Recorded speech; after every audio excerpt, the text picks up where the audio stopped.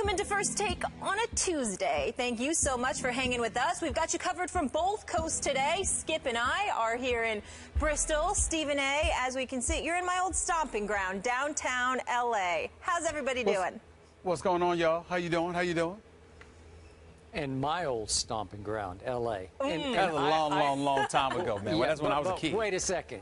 Molly and I are in Bristol, Connecticut, but once again, Stephen A. gets to do the show from Los Angeles again and again and again. How do you pull this off? Well, I hop on a plane. I pay my own way here. Right. Probably your own plane.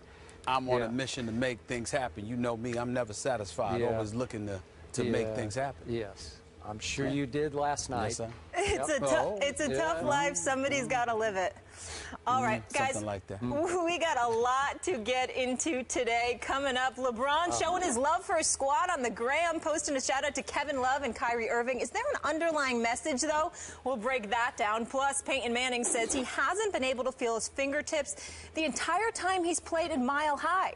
How much has that affected him, if any? We'll discuss that. But first, the #1 and #2 overall picks now have 2 games under their belt. We saw Jameis Winston and the Bucs square off against the Bengals on Monday Night Football last night. So far this preseason, Winston 17 of 32 for 221 yards, no TDs, 1 interception, while completing just over 50% of his passes on the ground, 5 rushes for 19 and 2 TDs. Now, Marcus Mariota, on the other hand, of course, they're linked here, is 12 of 16 for 153 yards, also no TDs, also 1 pick, but a 75 completion percentage.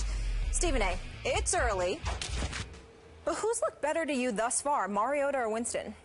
Well, I'm going to say Mariota because I think that over the first 2 games he's looked better. Jameis Winston obviously completed all 3 of his passes last night, tweaked his ankle a little bit after getting sacked by Atkins and Mulberry, if I remember correctly. But obviously he looked considerably better than he did in his first performance in his first preseason game, whereas with Mariota, he struggled at the start of his first preseason game ever, but then ultimately got it going. And when you think about the things that they're saying with the Jameis Winston, they talk about his smarts, of course, because it's definitely there in terms of his football IQ, but primarily they talk about his ability to stand in the pocket and make the necessary throws. What you're seeing from Mariota is a guy that's scrambling out of the pocket. He seems a bit more mobile. He's throwing scrambling to his right. He's throwing scrambling to his left. And on top of it all, he's shown a little bit of pocket presence thus far as well. And his IQ is considered to be off the charts, a clear understanding of what's going on. And obviously, the turnovers at a minimum and the completion percentage, completing 75% of his passes,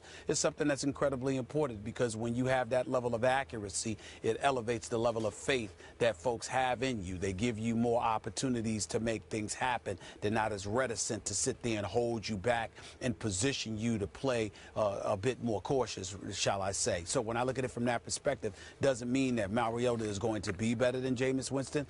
Again, all we're going by is 2 preseason games, and we know that there's clearly an upside for both.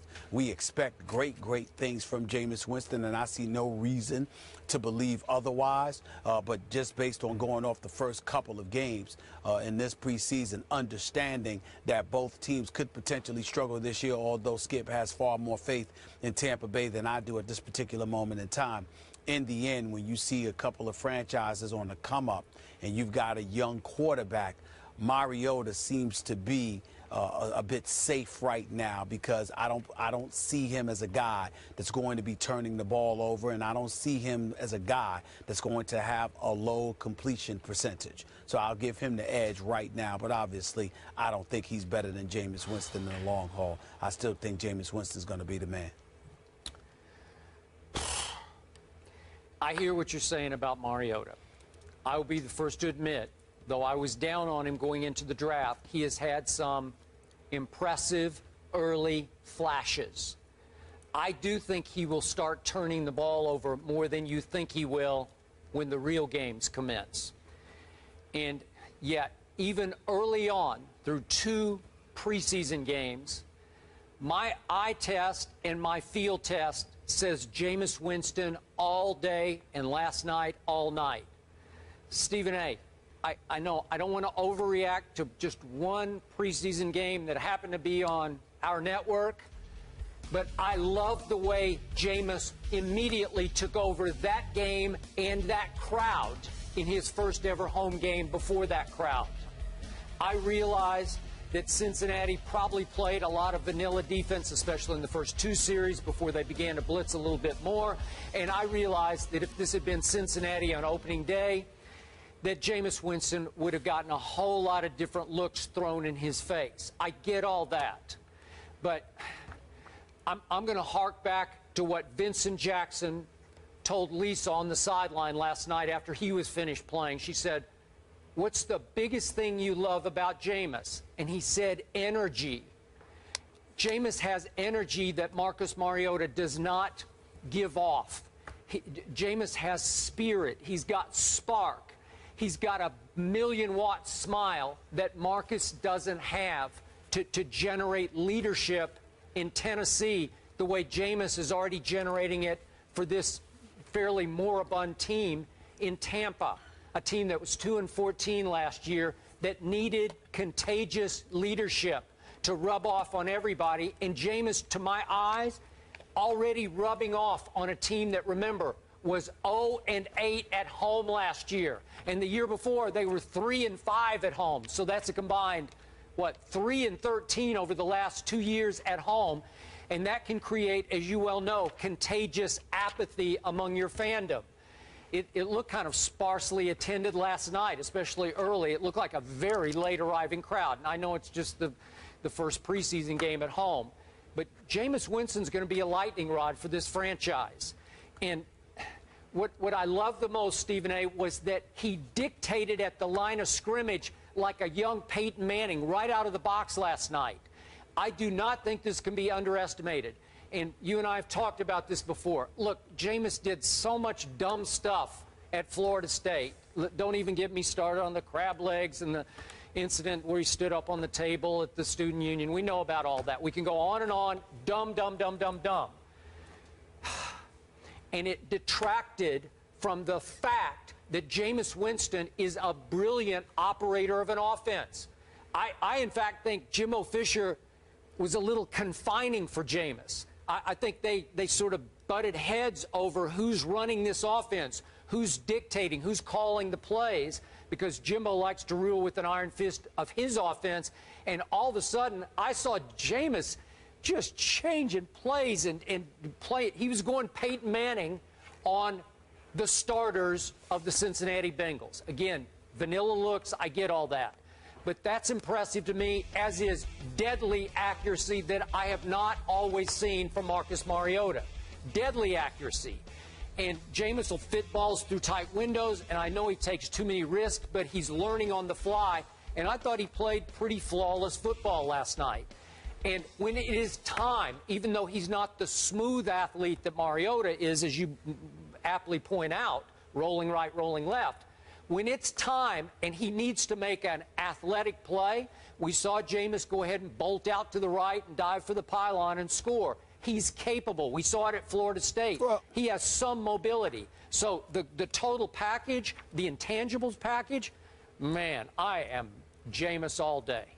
Well, I'm Jameis all day as well, but the question was about the first two preseason games, because from a macro perspective, both you and I share the same sentiments. We believe he's big time. We believe his energy is infectious, and we believe at the quarterback position, when you talk about a leader of men, he's better suited for the job. It's not to knock Mariota and not to say that there's something deficient in him. And I think that's the wrong interpretation that people take from comparing Jameis Winston and Marcus Mariota and talking about the element of leadership. It's not that the Mariota is devoid of leadership. It's that when you talk about personnel in the National Football League, the kind of athletes that come into the league, the distractions that are presented to them, the temptations that ultimately distract them and what have you. When you talk about somebody capable of galvanizing the troops, you know, you're talking about a guy like Jameis Winston that you want behind center because he's about winning. and he's about being in your face and making sure to hold you accountable just like he'll hold himself accountable. You can't, even though I'm quite sure Mariota will talk to guys, he'll converse with them, he'll do those kind of things. Could you imagine being somebody on a squad with Jameis Winston and you're being lackadaisical when it comes to coming out there on a Sunday afternoon and giving a full-fledged effort? Mariota might call you out. But is it going to be in the same fashion as a Jameis Winston? Are you going to be held accountable by the guy behind center with Mariota the same way that you're going to be held accountable by a Jameis Winston? These are the kind of things that we alluded to when you talk about football leadership on the field and galvanizing the troops and maximizing their potential. So when I look at it from that perspective, I think Jameis Winston is in a different class than Mariota. But for the purposes of this discussion as it pertains to 2 preseason games, Mariota has been more proficient. He's been more proficient in terms of his completion percentage. And in the NFL, when everybody talks about keeping the turnovers to a minimum and being about the business of being an orchestrator, Jameis Winston is big play Jameis. Marcus Mariota seems to be somebody, Skip, that ultimately will pick you apart. I look at a Jameis Winston and I think about whether it's the Troy Aikmans, Tony Romo's, Aaron Rodgers, Tom Brady's, people like that down the line. When I look at a Marcus Mariota, I think about the late, great Kenny Stabler. I think about a Tom Brady. I think about guys who are like surgeons and systematically goes about the business of picking you apart. Does that mean that they'll be less effective? In most instances, yes. In some instances, no. But that's why we put Jameis Winston as number 1. But when I look at the Tennessee Titans and what they need, I can understand why they've got a lot of faith in Marcus Mariota, because I think he's going to be an upgrade compared to what they're accustomed to. Yeah. And he's going to be what they need in terms of consistency and somebody who's trustworthy and reliable. Okay. I hear all you just said. And it's still, as Molly pointed out, extremely early. By all accounts, Marcus Mariota has come out of his shell. He could be pretty quiet. He could be a little bit standoffish from his teammates, not in a bad, not in an arrogant way, just in a shy way. And by all accounts in Tennessee, he's trying to pick it up. He's trying to take over. He's trying to be a little more outgoing. And I got those vibes watching him the other night in his second preseason game, that he is trying to be more of an obvious leader. I don't know if you can force that. I don't know if that will continue to play well for his teammates once the actual games commence, because I still wonder about Mariota's feel for operating an offense. You talked about the slice and dicers. I'm not sure he has that in him. He operated a beautiful fast break attack, that quack attack at Oregon, and it just came at you so fast that the defense was constantly on its heels. He ran that beautifully, and they'll have an element of that in the Tennessee attack, but it won't quite be that. I just don't think he'll be as consistently accurate, and I do see him as he did the other night. He got flustered. He threw an interception that was dropped.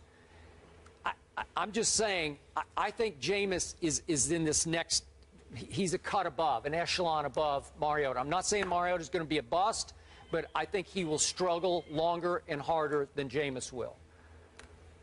Possibly. We'll see. All right, so we're both taking Jameis all day, but Stephen A. thinks that Mariota looks a little more proficient through the first 2 preseason games, and Skip is taking Jameis there. You can see them both. Mariota's playing Friday, Titans at Chiefs, and then Saturday, Jameis and the Bucs host the Browns. And, of course, we're all circling September 13th. First regular season game, it's the Titans at Tampa Bay Bucs in Raymond James Stadium, so that'll be a fun one. We move on to Aaron Rodgers, though, now, and the news that the Packers were hoping not to have confirmed was, in fact, confirmed yesterday. Jordy Nelson did tear his ACL, and he is done for the season. Rodgers and Nelson have hooked up for 39 TDs in the last 4 seasons. This is the 3rd most of any quarterback wide receiver duo